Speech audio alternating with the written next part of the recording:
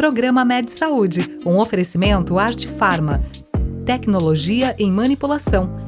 MHV Cardio, cuidando bem do seu coração. Olá, bem-vindo a mais um programa Med Saúde, que hoje recebe a médica radiologista doutora Tamara Abou Azzedini, médica com especialização no Instituto de Radiologia do Hospital das Clínicas da Faculdade de Medicina da USP e que trabalha na Clínica Pinheiros aqui em Jundiaí e veio falar sobre um tema muito interessante que é a tomografia e a ressonância aplicada ao coração. Tamara, obrigado por estar conosco. Obrigada pelo convite, é um prazer. Vamos lá, e vamos começar o nosso bate-bola já com uma pergunta interessante. Vamos começar pela tomografia, depois nós vamos chegar na ressonância. O que é a angiotomografia de coronárias? Vamos lá. A angiotomografia de coronárias é um exame não invasivo, né?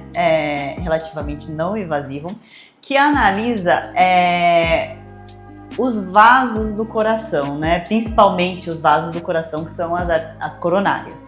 Ela é um exame muito bom para delimitar estruturas anatômicas vasculares, né? Principalmente por causa do uso do contraste endovenoso, né? Então, a principal análise a ser feita nessa angiotomografia do coração é a vascularização cardíaca das artérias coronárias. Que benefícios você vê da angiotomografia em relação ao cateterismo?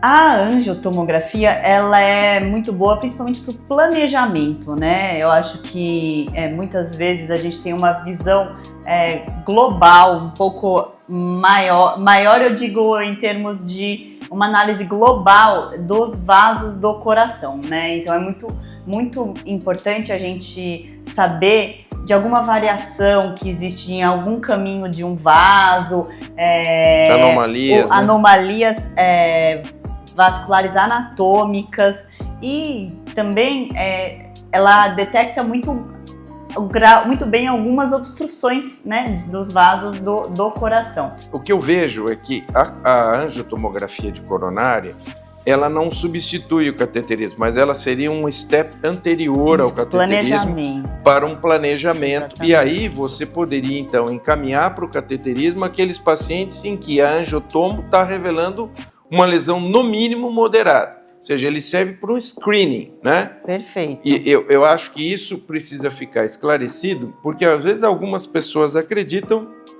que por terem feito a angiotomografia, não precisam fazer o cateterismo. Não, muito pelo contrário, né? Mesmo porque o único meio de tratar é com o cateterismo ou mesmo outros procedimentos, né? Outras modalidades. E que indicação você vê, então, para esse exame, para a angiotomografia de coronária? A angiotomografia de coronária, ela é muito bem indicada em pacientes, por exemplo, sintomáticos com dor no peito, com angina, com infartos prévios, ou mesmo próprio para você determinar o risco cardíaco da pessoa, né? Então, sim. Antes de toda a angiotomografia, a gente também faz o score de cálcio, né? Que faz parte do exame. Que quantifica a calcificação das artérias, as placas de gordura que muitas vezes ficam calcificadas, né? Então, você consegue estimar, né? E eu vejo assim, a qualidade da imagem que a angiotomografia dá é como se fosse um atlas, né? Só que um atlas personalizado, é do coração daquela pessoa. Exatamente. E das coronárias daquela pessoa. Exatamente. É muito bem indicada naqueles casos também, né, Tamara, em que a gente fica em dúvida. Você tem alguns exames anteriores, um fala uma coisa, outro fala outra, e o que você precisa saber é, evidentemente, se existe ou não aquela obstrução e em que grau que ela se encontra, né? Então, a gente, na prática, utiliza muito a angiotomografia. Muito bem. E como que esse exame é realizado? Eu acho que todo mundo que está nos ouvindo aqui tem essa dúvida, né? Certo. Se vai doer, o que faz, como é que injeta o contraste. Então, eu queria que você esclarecesse para o nosso público, você que está no dia a dia fazendo isso, como é que é realizada a angiotomografia de coronária? Então, vamos lá. Todos os pacientes que vão realizar a angiotomografia de coronária necessariamente precisam fazer o contraste endovenoso, certo? Tá. Então, o contraste endovenoso é um medicamento que a gente injeta pela veia e que pinta as coronárias de uma forma muito bonita para a gente conseguir ver e delimitar elas adequadamente. Então, o paciente ele entra dentro do aparelho, né, do tomógrafo, já preparado com eletrodos posicionados. Então, o exame todo ele é feito junto com o eletro para conseguir otimizar, né, a imagem da forma melhor possível. Isso também é muito importante, você saber em qual aparelho que você está fazendo o exame, que os aparelhos têm que ter algumas especificações para fazer a imagem adequada. Tá. Então, conecta-se os eletrodos e começa o exame. Durante o exame, quando começa o exame, a gente injeta uma medicação para abaixar um pouquinho a frequência cardíaca, né? Para o coração bater mais lentamente e a imagem ficar... Facilitar a aquisição das imagens. Facilitar a aquisição, né, da imagem e ela ficar de melhor ainda, exatamente. Isso. Então, a partir do momento que a gente tem esse limiar, determinado tanto para o cardiologista que acompanha ou radiologista que acompanha o exame, sempre acompanha o exame, e junto com o eletro, aí a partir desse momento que está tudo dentro que a gente começa o exame. E aí, a partir do momento que a gente começa o exame, não sente nada, porque é como se fosse uma tomografia normal. Então, a única invasão que a gente tem é a injeção de contraste e a medicação pela via endovenosa. Então, veja, que é um exame que muito seguro, sim, tranquilo, que pode ser feito. Não há necessidade de ter medo de que vai doer, que isso, que aquilo, porque é um exame bem tranquilo, né, Tamara? Sim, exatamente. Em média, dura quantos minutos esse exame? Dura 20 minutos a 30, quando a gente tem dificuldade de abaixar a frequência cardíaca, mas no geral é muito tranquilo, né? O que mais toma tempo é a preparação do paciente. Demora mais para preparar exatamente, do que propriamente para fazer colocar o exame. A roupa adequada, posicionar os eletrodos, colocar tudo certinho, e aí o exame em si é rapidinho. É rapidinho. Então veja, estamos falando de um exame tranquilo, fácil, seguro e que traz muitas informações, uma vez que o contraste vai seguir o caminho que normalmente o sangue segue. Exatamente. E vai permitir a aquisição das imagens que serão analisadas. E aí eu já pergunto como são analisados esses resultados. Então, a partir do momento que é feita a aquisição das imagens, o médico, radiologista ou cardiologista, ele utiliza o nosso computador, né, para fazer a reconstrução dessas imagens. E daí o céu é o limite. Você pode reconstruir em 3D, fazer só o caminho dos vasos, escolher o vaso que você vai fotografar. Então, tudo isso é feito na workstation, né, que é o computador próprio do tomógrafo, e você consegue fazer as imagens que você achar pertinente para aquele exame, dependendo da solicitação médica, do quadro clínico do paciente e de qual informação você quer passar. Eu acho extremamente interessante quando você pega uma angiotômica que você consegue esticar o vaso, né? Estica, você o pega caminho um vaso inteiro. Que está totalmente tortuoso, você pega, você reconstitui, como se você pudesse pegar o vaso e esticar. Você vê ele o caminho inteiro. Isso, um cabelo enrolado, você estica ele. É um cabelo enrolado que você estica. Exatamente. E aí você consegue, então assim, esses métodos de aquisição de imagem e depois do que você pode fazer com elas, com os softwares, é impressionante. A reconstrução 3D, o que está em cima, o que está embaixo, o que está do lado. Você consegue esticar o vaso, você consegue quantificar as obstruções. Então assim, é um exame que traz muita informação. Traz mesmo. E aqui uma pergunta que eu acho muito interessante. Eu sempre brinco que essa pergunta vale $1 milhão. Qualquer aparelho de tomografia pode fazer angiotomografia? Não pode. Não pode. Não pode. Elas têm as angiocoronárias, ela tem uma especificação. O aparelho tem que ter no mínimo 64 detectores, né? Então, a gente fala detectores, canais, porque o que é o tomógrafo, né? Você vê, vamos pensar num bambolê gigante. Tá. E os detectores são a quantidade de receptores de imagem que tanto que eliminam, porque é radiação, né? Que emitem a radiação e recebem. Então, quanto mais detectores o aparelho tiver, mais nitidez, mais resolução espacial, mais você vai ter do seu exame, né? Então, a partir de 64, com reconstrução para 128, 80 para reconstrução para 160, aí vai até 250, 300. Assim, tem até de 300 e poucos no mercado, né? Tá. Então tem que ter no mínimo de 64, no mínimo. Então veja, o que está ficando claro para você que está nos ouvindo? A angiotomografia aplicada às coronárias é um exame seguro, fácil de ser realizado. Ele implica a injeção de contraste, que é feito por uma punção periférica. Nada vai dentro do seu coração e, principalmente, esse tipo de exame precisa de um equipamento especial. Não é qualquer tomógrafo que pode dar a nitidez, a aquisição de imagem, a possibilidade da reconstrução tridimensional da imagem. Portanto, existem tomógrafos que são especializados para a realização da angiotomografia. Eu acho isso importante a gente deixar, né, Tamara, bem claro para quem está nos ouvindo entender essa situação. E agora eu te pergunto, indo agora para um outro caminho, certo. Agora vamos falar um pouco da angiotomografia aplicada à aorta, aos grandes vasos. Então, no início do outro bloco, ela já volta respondendo para a gente a angiotomografia agora aplicada aos grandes vasos. Não saia daí, é 1 minuto, nós já estamos de volta.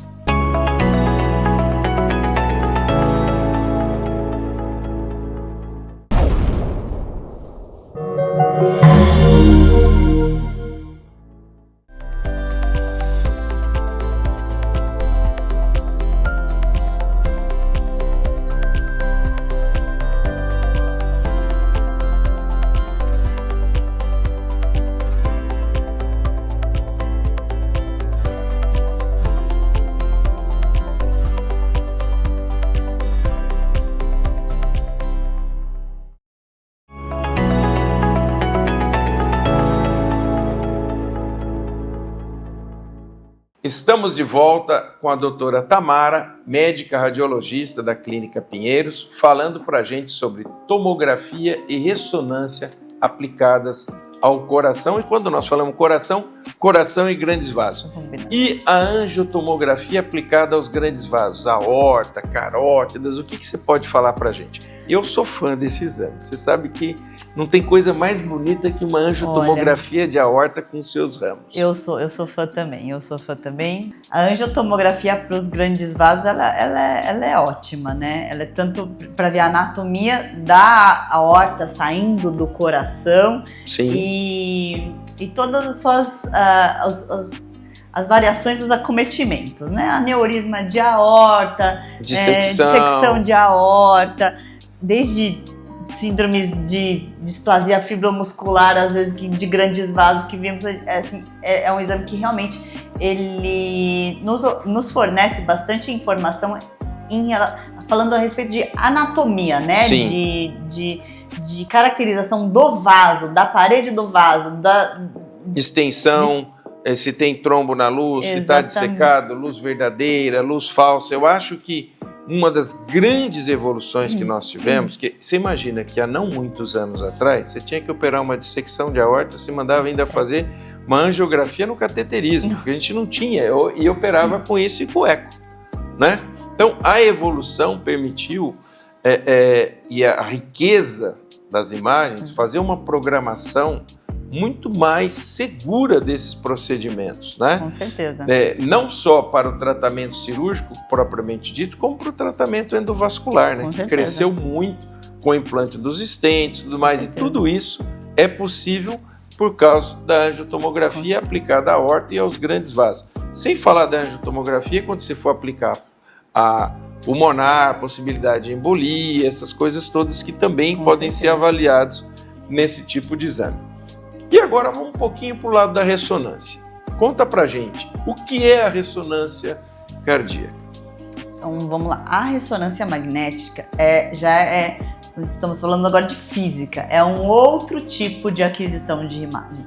A tomografia usa radiação para aquisição de imagens. A ressonância magnética, ele é um campo magnético com radiofrequência, né? Então, o que acontece? A partir do momento que a gente entra dentro da ressonância, coloca lá a gaiola ou o detector no local a ser examinado, começa a acontecer uma física com o nosso corpo, as moléculas de água começam a girar toda em ressonância e formam um outro tipo de imagem, uma imagem que é muito boa para tecidos moles, né? Então, a ressonância magnética ela é muito boa para a gente analisar alguns fatores como a função, fração de ejeção, fluxo, que é algo que na tomografia a gente não consegue ver, e analisar muito bem a composição do músculo cardíaco, né? Que músculo cardíaco, folheto que recobre o coração.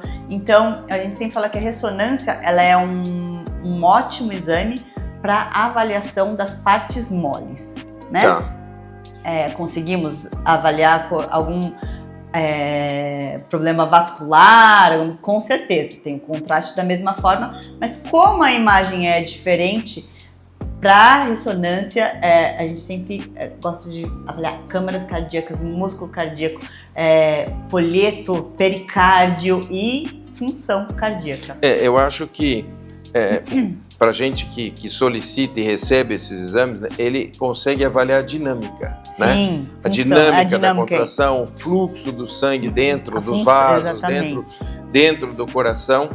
E justamente por avaliar bem os tecidos moles, ele também consegue avaliar áreas de fibrose, porque ali você tem um realce, né? Às vezes tardio, então ele permite, ele dá informações que somente ele consegue dar. Exatamente. Então eu vejo como um exame que veio, e assim, você, na tua visão, o que você acha mais completo? Depende do que quer ver, né? Exatamente. Não tem muito não tem como escolher definir, porque na verdade eles são complementares. Eles são exatamente, depende do que o médico, qual é a questão do médico com o paciente específico, e depende do que você quer examinar, né? Se eu quero ver as coronárias, eu vou para angiotomo. Tá. Se eu quero ver se eu já tive um infarto, se eu tenho alguma inflamação no músculo cardíaco, e aí eu vou para ressonância. Tá. Então é interessante porque são métodos muito refinados, sim, mas que não são substitutivos. Na verdade, são complementares. Exatamente. Né? Que benefícios você vê da ressonância? Da ressonância, benefício não tem radiação, né? Então, isso eu queria frisar muito para você. A ressonância não tem radiação. Exatamente. Embora ela também use contraste. Contraste diferente, né? O gadolínio. O gadolínio é um contraste menos reativo. Menos reativo, isso é outra coisa importante que a doutora Tamara está colocando. É um outro tipo de contraste. Exatamente. E não vai radiação. Não. É totalmente seguro, é um campo magnético, é um ímã gigante. A gente entra dentro de um ímã gigante, faz lá seus barulhos, né? Mas é muito seguro, muito seguro. Qual a indicação para esse exame? Nós já falamos um pouquinho, em relação à parte cardiológica seria dinâmica, fluxo, músculo, válvula e vasos, além do pericárdio, obviamente, que é a membrana que envolve... Muito bom para as miocardites. Miocardites, né? Avaliação de áreas de infarto, avaliação de casos de insuficiência cardíaca, né? Fração de ejeção, válvulas. Eu acho que esse exame trouxe muita informação, né, Tamara? Eu acho que você conseguir somar as imagens do eco com as imagens da ressonância, dificilmente você vai errar algum diagnóstico, né? Porque é quase que um atlas ali para você. E a nitidez da imagem é impressionante, né? Não só no coração, né? A ressonância. Em tudo, né? Você vê em tudo, né? Para o sistema nervoso central, então, meu Deus principalmente do céu. O coração, que tem folhetos, que tem músculo, que tem pericárdio, né? Sangue, que tem válvula, tem sangue entrando e saindo, que pode ter fibrose, que pode ter tudo. E a ressonância diferencia tudo isso, fisiologicamente, tudo isso a ressonância consegue diferenciar. Mas para resolução de anatomia, por exemplo, do trajeto de uma coronária e do calibre de obstrução, aí realmente a tomografia não tem igual. Mesmo, por exemplo, para angio cervical, para muitos pacientes a tomografia é melhor do que a própria ressonância, né? A gente vê que depende do que você vai precisar de resposta desse exame. Exatamente. E agora eu te pergunto, que todo mundo que está nos ouvindo quer saber, como é que faz o exame de ressonância cardíaca? Como é que ele é feito? Da mesma forma. Tá. Da mesma forma. Prepara também, temos o eletro junto com o exame, só que a aquisição de imagem da ressonância é mais longa. Tá. Né? E por isso que o que a gente precisa? A gente precisa de um paciente mais parado, Tá. que não se mexa tanto, porque a aquisição da imagem é mais lenta, né? Então, Entendi. numa ressonância, cada sequência pode durar 5, 4 minutos para fazer as imagens daquela sequência, né? A tomo é em 30 segundos. Tá, Né? entendi. Então, a ressonância faz várias aquisições de 5 minutos, 4 minutos, 3 minutos, umas mais rápidas, umas mais lentas. Então é um exame um pouco mais demorado, também é um bambolê gigante que você entra dentro, né? Com o contraste e com o eletro também. Eu pergunto,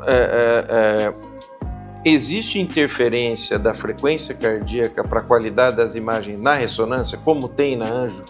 Eu acredito que como a gente está também avaliando função cardíaca, a gente pode sim reduzir um pouco a frequência, mas a gente quer ver também a função, né, do coração. Então a frequência não é tão crítica como ela Exatamente, se torna no caso... porque a aquisição da toma é muito mais rápida.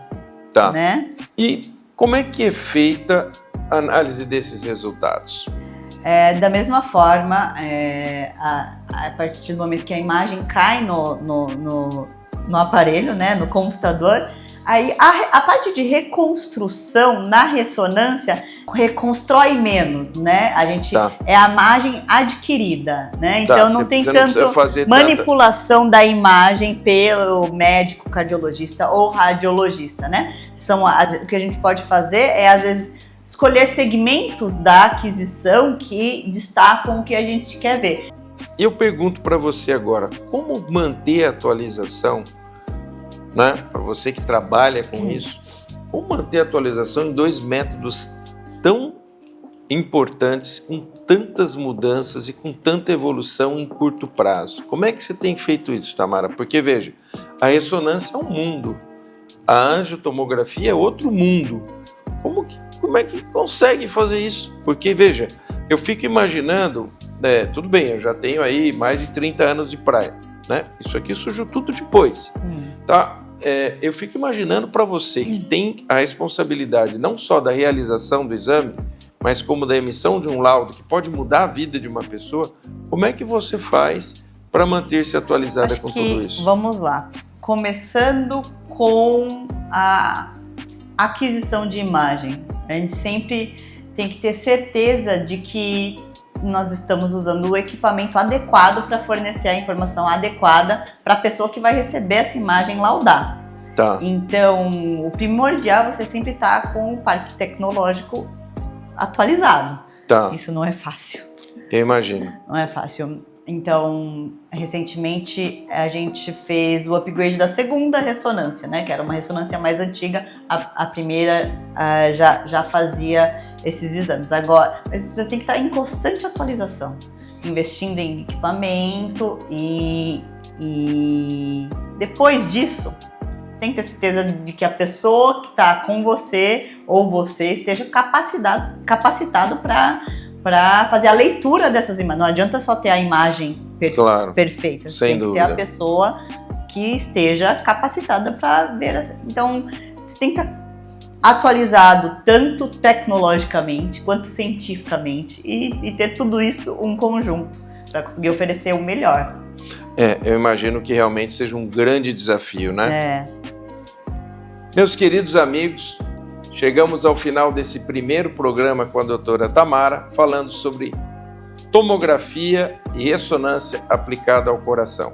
Eu aprendi muito, tenho certeza que você também, E claro, eu não vou deixar ela embora sem gravar um segundo programa. Eu te convido a assistir o segundo programa aqui no canal 25 ou 525 NET. O Med Saúde é o seu encontro semanal com a saúde e nós esperamos você.